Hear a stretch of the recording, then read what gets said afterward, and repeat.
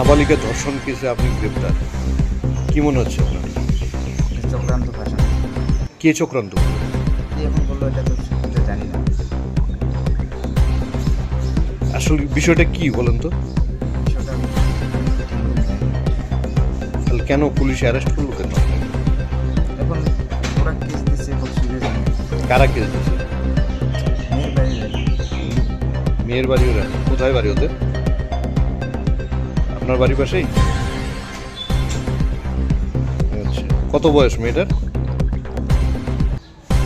আপনার নাম? কনক কি বর্মন?